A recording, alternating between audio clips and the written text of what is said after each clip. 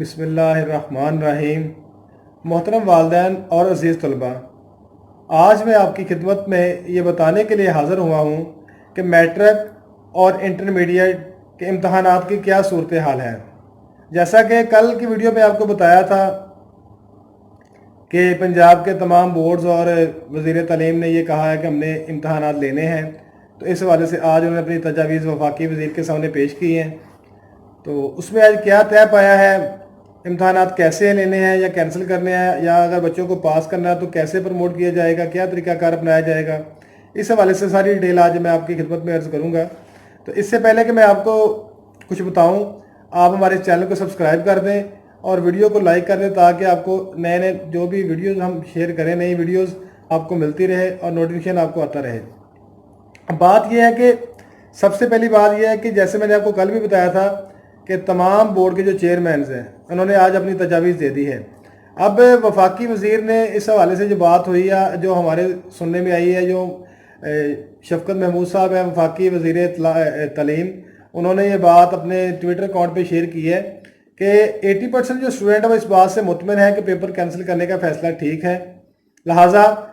Paper جو cancel کرنے والی بات ہے میں اپنے اس فیصلے پہ قائم ہوں، آپ اس بات کو چھوڑ دیں اور کوئی اور بات کریں۔ تو میٹنگ میں یہ طے پایا کہ چلیں جیسے آپ کہتے ہیں اس میں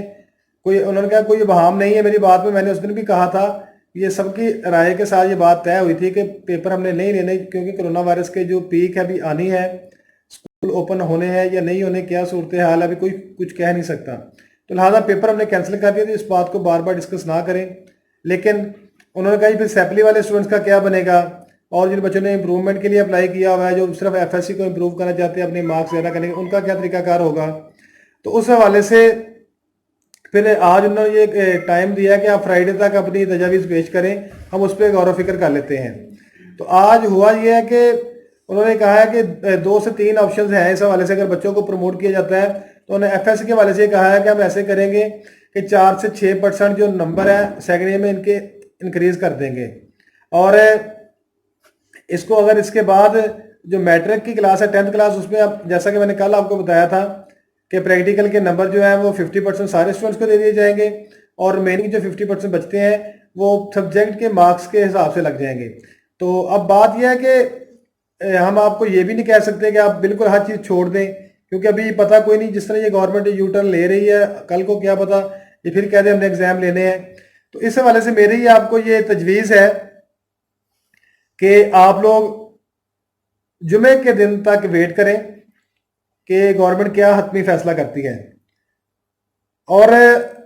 آج سے 15 سال پہلے جب پہلے میٹرک اور انٹرمیڈیٹ کے امتحانات ہوتے تھے تو اس میں بھی یہی طریقہ کار ہوتا تھا کہ اگر 10th کلاس کے پیپر بورڈ کے ہوتے تھے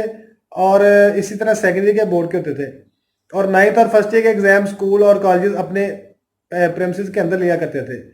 تو اب بھی ایسے اگر بورڈ پیپر کینسل کر دیتا ہے تو ہم لوگ یا باقی دیگر جتنے بھی کالج اسکولز ہیں سارے آپ سے 9th اور فرسٹ ایئر کے پیپر لیں گے، تو آپ لوگ اپنی تیاری میں رہیں، بورڈ پیپر لے چاہے ادارہ لے، پیٹرن ٹوٹل بورڈ والا ہی ہوگا۔ تو اس حوالے سے میں آپ کی خدمت میں یہی عرض کرنا چاہتا ہوں کہ 9th کے اسٹوڈنٹ اور فرسٹ ایئر کے اسٹوڈنٹ جو ہیں وہ اپنی تیاری لازمی کریں، کیونکہ عید کے فوری بعد آپ سے پیپرز کا جو طریقہ کار ہے وہ آپ کو ڈیٹ شیٹ سینڈ کر دی جائے گی، اس میں آن لائن پیپر لینے، ایم سی کیوز بیس پیپر ہوگا، شارٹ کوسچن ہو گئے، جو بھی اس میں چیزیں زیر غور آئیں گی وہ آپ کو بتا دی جائیں گی، تو آپ لوگ تیاری میں رہیں۔ اور اس کے بعد سیکنڈ ایئر کی کلاس کے حوالے سے میں نے کل بھی جیسے بتایا تھا کہ اس بات کے اوپر زیادہ فوکس کیا جا رہا ہے کہ سیکنڈ ایئر کی جو کلاس ہے اس نے چونکہ یونیورسٹی میں ایڈمیشن لینا ہوتا ہے، جس طرح اگر کسی نے ایم بی بی ایس کرنا ہے تو یو ایچ ایس کا ایم کیٹ کا ٹیسٹ ہوتا ہے، ایم ڈی کیٹ کا وہ دینا پڑتا ہے، اور اسی طرح یو ای ٹی کا اگر کسی نے اسٹوڈنٹ میں انجینئرنگ میں جانا ہے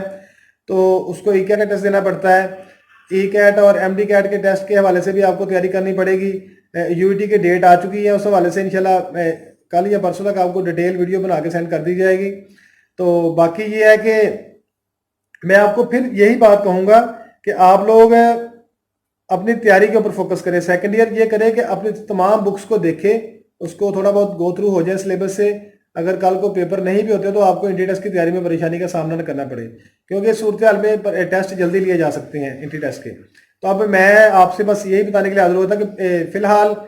پیپر کینسل والی بات کے اوپر وفاقی وزیر تعلیم قائم ہے، لیکن بورڈ سے پھر تجاویز مانگی ہے کہ امپرومنٹ والے اور سیپلی والے اسٹوڈنٹس کا کیا کرنا ہے۔ تو انشاءاللہ یہ فرائیڈے تک یہ بات بھی سامنے آ جائے گی. جیسے ہی کوئی حتمی فیصلہ گورنمنٹ کرتی ہے ہم آپ کو بتا دیں گے. تو کرونا وائرس کی پیک ابھی سننے میں آ رہا ہے کہ آنے اللہ کرے کہ یہ نہ ہی ہے، یہیں پہ ختم ہو جائے رمضان کے اینڈ پہ. لیکن میں آپ سے پھر بھی یہ کہوں کہ احتیاطی تدابیر اپنائیں. گھر میں جب گھر سے باہر جاتے ہیں ماسک پہن کے جائیں، گھر واپس آتے ہیں تو صابن کے ساتھ ہاتھ دھوئیں، ماسک کو ویسٹ میں پھینکیں، اپنے ڈسٹ بن میں پھینکیں، اور اپنا جو بھی ہے سارا ڈس انفیکٹ اپنے آپ کو کریں تاکہ آپ کا جو باہر اگر آپ کو کوئی وائرس لگ بھی جاتا ہے تو آپ سے کسی اور میں ٹرانسفر نہ ہو. اور خاص کر اپنے بزرگوں کا خیال کریں. اور اہم بات جو یہ ہے کہ بیٹا آپ سب لوگ جو ہمارے اسکول کالج میں پڑھے یا ڈفرینٹ اسکولز وغیرہ میں پڑھ رہے ہیں تو آپ کے ذمہ جو فیس ہے وہ لازمی جمع کروائیں، کیونکہ آپ کو نہیں پتا پرائیویٹ اسکولوں کا اس وقت کیا حالات ہیں. مارچ کی پے لوگوں نے بڑی مشکل دی ہے، اب اپریل کی پے دینی ہے، عید سر پہ ہے. آپ کے ذمہ جو بھی واجبات ہیں اگر زیادہ نہیں تو کم از کم آپ ہاف فیس لازمی جمع کروائیں. اس کی ریزن یہ ہے کہ پرائیویٹ اسکولوں میں اور کالجز میں سارا نظام فیس کے ساتھ ہی چلتا ہے.